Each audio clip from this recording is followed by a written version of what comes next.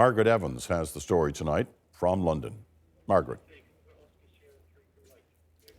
Peter, the lights in the British Parliament just across the river behind me are now out. The police say they do know the identity of the attacker and that they believe he was inspired by what they described as Islamist-inspired international terrorism. The wild tear of police cars racing through central London sounded the alarm. An attack near Westminster, the heart of the capital and on the very doorstep of British democracy. Social media began to light up. Panicked people captured on video running away from the Parliament buildings. Early reports indicated that the attack had started there, but police say it began on nearby Westminster Bridge mid-afternoon when a car drove into crowds of pedestrians. We heard what sounded like metal on metal, and we assumed it was a collision.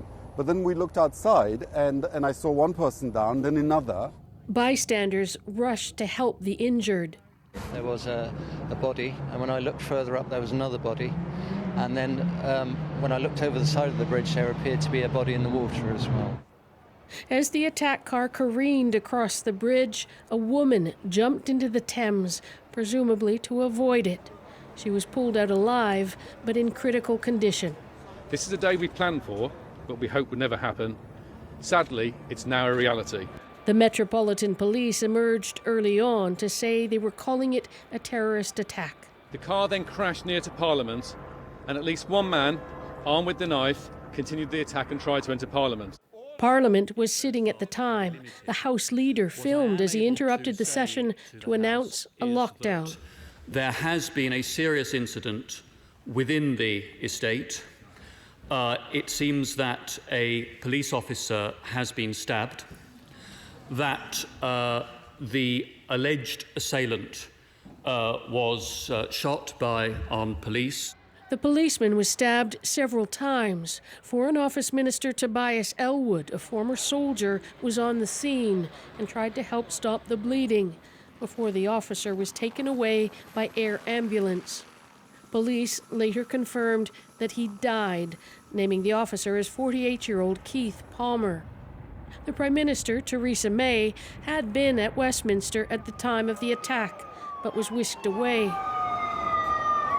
She appeared on television later paying tribute to Palmer and saying Britain would not give in to terrorism. Tomorrow morning, Parliament will meet as normal. We will come together as normal. And Londoners and others from around the world who have come here to visit this great city will get up and go about their day as normal. MPs and hundreds of others locked down were allowed to leave the Parliament buildings after dark. Police say they believe the attacker acted alone, but are taking no chances. Peter, many Londoners will not have been surprised by today's attacks. Last year, the Metropolitan Police Commissioner here warned that the possibility of a terrorist attack was a matter of when and not if. All right, Margaret, thank you.